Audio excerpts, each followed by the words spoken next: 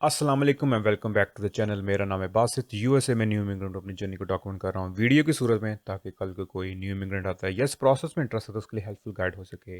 हमारी एक सीरीज चली जिसका नाम है आपके सवालात मेरे ख्यालात, जिसके बेतहाशा पार्ट आ चुके हैं। इधर कार्ड्स आ रहे होंगे, वो पार्ट्स जाके ज़रूर देखिएगा। हो सकता है कि आज की वीडियो में शायद आपका वो कोई जो सवाल है वो एड्रेस ना हो रहा, तो उन वीडियोज़ में होगा। इसके अलावा इस चैनल के ऊपर more than 180 videos and different topics को कवर कर रही हैं, उनको भी ज़रूर देखिएगा। शायद हो सकता है जो आपके फ्यूचर के सवाल बन रहे हैं उनमें एड्रेस हुआ। उसके अलावा आप हमेशा अपने कमेंट सेक्शन जो है आपको अपना दोस्त समझें, जाके उसमें कमेंट करें। इंशाल्लाह आने वाली वीडियोज़ में उनको हम एड्रेस कर लेंगे। तो चले आए वीडियो स्टार्ट करते हैं। तो पहले कमेंट की तरफ आते हैं। कहते हैं फैमिली ऑफ 5 हम कितने डॉलर्स अलाउड हैं फॉर यूएसए।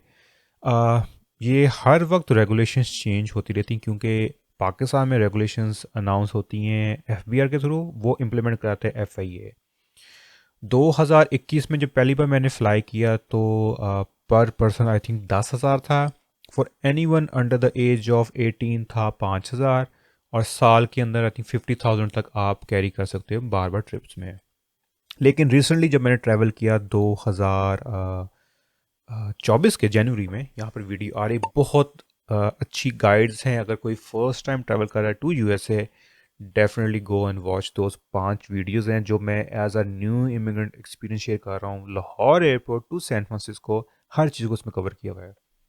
उस वक्त इस साल के जिस शुरू में तो 5,000 पर पर्सन था, and anyone below the age of 18 था 2,500।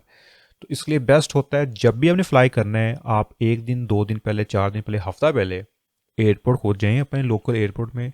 कराची से हैं आप, लाहौर से हैं, फैसलाबाद से, इस्लामाबाद से एयरपोर्ट जाएं, जहाँ के जो इंटरनेशनल डिपार्चर होगा वहाँ बाहर फ्लैक्स लगी होंगी।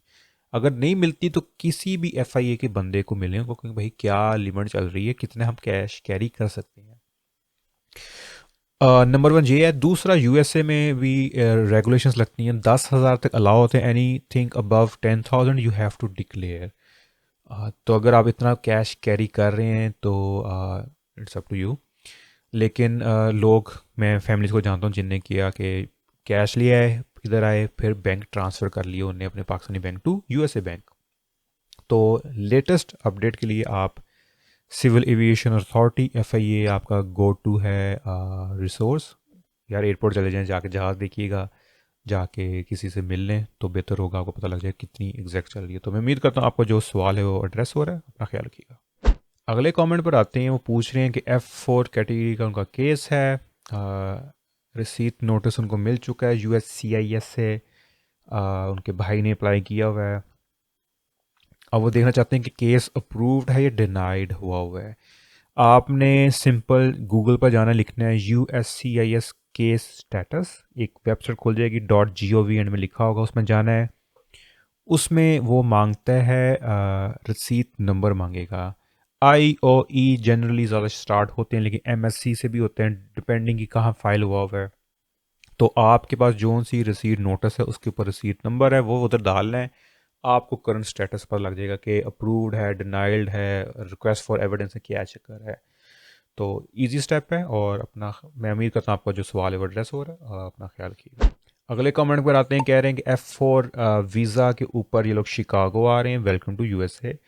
और इनको इंफॉर्मेशन चाहिए, बच्चों को यूनिवर्सिटी BBA BS में एडमिशन करवाना है। पाकिस्तान में एक एक ईयर कंप्लीट हो गया है, तो यूएसए आके एडमिशन मिल जाएगा या नहीं। First of all thank you कि आपने मुझे इतना काबिल समझा। लेकिन ये इंफॉर्मेशन आपको देगी यूएसए में जो लोकल यूनिवर्सिटीज़ हैं। रीच आउट शिकागो की, जहाँ भी आप एडमिशन करवाना चाहते हैं उनकी लिस्ट बनाएं, और उनको रीच आउट करूँगा कि आप हमारे सेमेस्टर ट्रांसफ़र जो हैं वो एक्सेप्ट करते हैं नहीं करते। आपको वो एक बहुत अच्छे से गाइड कर देंगे। क्या फ़ीस स्ट्रक्चर है, कितने समय जो हैं क्रेडिट आवर्स आपके ट्रांसफ़र हो रहे हैं, क्या नहीं हो रहे, A to Z आपको इन्फॉर्मेशन दे देगा। तो definitely reach out to the local universities, वो ही आपको गाइड कर सकेंगे। मैं उम्मीद करता हूँ आपका जो सवाल है वो एड्रेस हो रहा है। अपना ख्याल रखिएगा। अगले कमेंट की तरफ आते हैं। अस्सलाम वालेकुम। वालेकुम अस्सलाम। इनके कोई दोस्त हैं जो इलिनॉय यूएसए में हुए हैं, come here to meet boss, reference याद आ गया। तो इलिनॉय यूएसए में आए हैं, शिकागो सिटी में है। और जॉब ढूंढ रहे हैं सप्लाई चेन प्रोफेशनल के अंदर। वो कह रहे हैं कोई ग्रुप, कोई कम्युनिटी फॉर पाकिस्तानी देसी people helping new immigrant in terms of jobs. आप अभी गूगल के ऊपर, क्या आप यूट्यूब पर लिखें, कितने ही पाकिस्तानियों के यूट्यूब चैनल्स हैं जो लोगों को गाइड कर रहे हैं। वो आपका सवाल का जो है ना वो जवाब बन जाएगा। दूसरा, मैं अब अगर मैं अपने एक्सपीरियंस से शेयर करूं तो बेस्ट तरीका ये है कि आप लिंक्डइन पे प्रोफाइल बनाएं और जो उनसे मेजर टॉप रिटेलर्स हैं जो सप्लाई चेन के अंदर डील करते हैं, उनकी अपनी वेबसाइट पर करियर का पेज होगा, वहाँ अप्लाई करना शुरू करते हैं। क्यों? आ, आप किसी को कहेंगे, हर कोई यहाँ पर यही कहेगा कि आप अपनी सीवी दिखा दें, मैं कुछ करता हूँ, फलाना करता हूँ।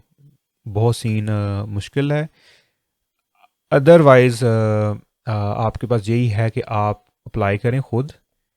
लेकिन अगर कोई आपको मिल जाता जो कोई ऐसी कंपनी में काम कर रहा है जहाँ पर सप्लाई चेन ही है, उनको चाहिए, DHL, फेडेक्स, UPS, तो वेल एंड गुड।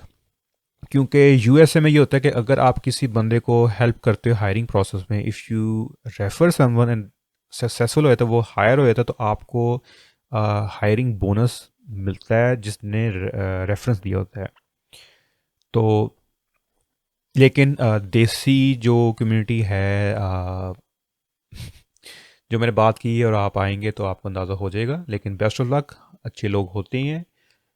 लेकिन बेस्ट आपकी जो बनता है अप्रोच वही होगा LinkedIn. It's a very good resource, LinkedIn, Indeed, zip recruiter, और उन कंपनीज के अपने ऑफिशियल जो वेबसाइट हैं उस पर करियर पोर्शन होता है। Supply chain is a very very demanding job. Walmart, Target, Costco, हर किसी को चाहिए होता है। तो बेस्ट ऑफ लक।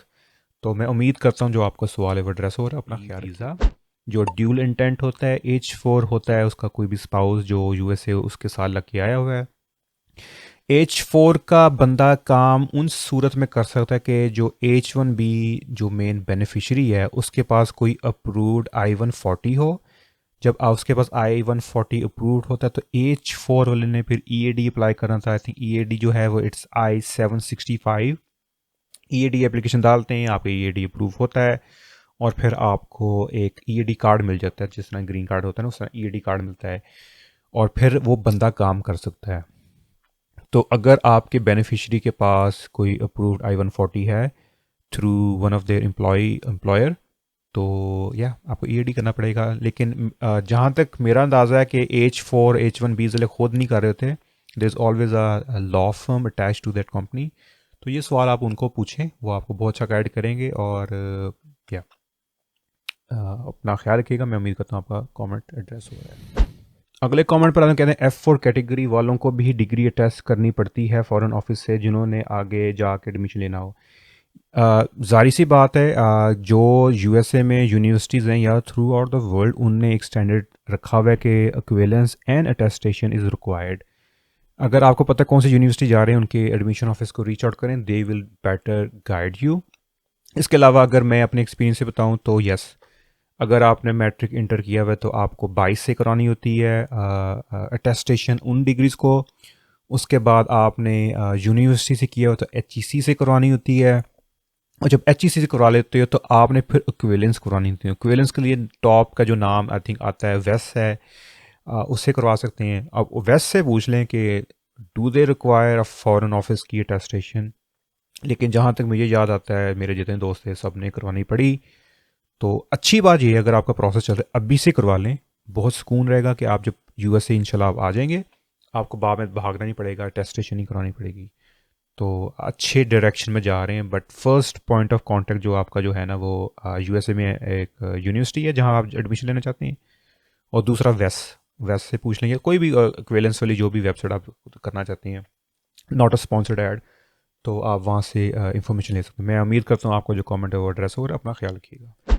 अगले कमेंट की तरफ आते हैं। वो कह रहे हैं कि जब वो 13 साल की थी तो उनको टीबी था, उसके बाद सारे टेस्ट कंप्लीट करा ले, like all well and good, 23 की एज हो गई और इमिग्रेशन प्रोसेस चल रहा है। अब इनके पास एक सर्टिफिकेट भी है, जो डिक्लेयर करता है कि इनको टीबी कोई नहीं है। और 3 महीने पहले जो इन्हें एक्सरे कराया उसके अंदर एक लाइन नज़र आ रही है, तो उससे उनको कंसर्न है, कोई इशू तो नहीं बन जाएगा। देखिए, जब आपने यूएस इमिग्रेशन के लिए मेडिकल के लिए जाना है, चाहे वो विल केयर हो, अजीज़ मेडिकल सेंटर इस्लामाबाद हो, यहाँ पर पहले वीडियो आ रही है उस मेडिकल की, और उसके बाद उस मेडिकल में जो एक्सरे करना है, अगर दे सी समथिंग के दैट कैन इंडिकेट कि आपको पहले टीबी था या हो सकता है अभी भी, वो आपको स्प्यूटम टेस्ट लगाएंगे। यहाँ पर आ रहा है, ये मेडिकल सेंटर नहीं लगाता, ये स्टेट डिपार्टमेंट की रेगुलेशन है। वो कहता है कि जिससे भी डाउट हो, क्योंकि टीबी एक ऐसी एक कह लें चीज़ है जो स्प्रेड आउट हो सकती है। अगेन, जो चीज़ स्प्रेड आउट होती है उन्हें कंसर्न उनको उनको है कि ये नहीं होना चाहिए। तो अगर स्प्यूटम करते हैं तो you have to go through the process, और वो 2 महीने का प्रोसेस होता है, उसके चार्जेस होते हैं। तो ये मैं गाइड कर सकता हूँ। इसके अलावा अगर आपको और इन्फॉर्मेशन चाहिए तो कॉल योर लोकल, जो भी आपका लगता है मेडिकल सेंटर। अगर पंजाब रीजन में है तो it's gonna be will care इन लाहौर, कराची में भी विल केयर है, पहले आगा खां होता था, और इस्लामाबाद में अजीज़ मेडिकल सेंटर है। तो मैं उम्मीद करता हूँ आपका जो कमेंट है वो एड्रेस हो रहा है। अपना ख्याल रखिएगा। मैं उम्मीद करता हूँ आप लोगों को आज की वीडियो पसंद आई। वीडियो पसंद, hit the like button, channel को सब्सक्राइब में hit the notification bell icon. Side में मेरा एक इंस्टाग्राम पेज आ रहा है जिसको जाकर पहले फॉलो करें, जिसके ऊपर मैं लाइफ इन यूएसए की ग्लिम्स दिखा रहा होता हूँ। इंशाल्लाह ज़िंदगी रही तो आपसे दोबारा मुलाकात होगी अगली वीडियो में। तब तक के लिए मेरी इजाज़त दें, अपना ख्याल रखिएगा। टेक केयर, अल्लाह हाफिज़, बाय बाय, पीस आउट।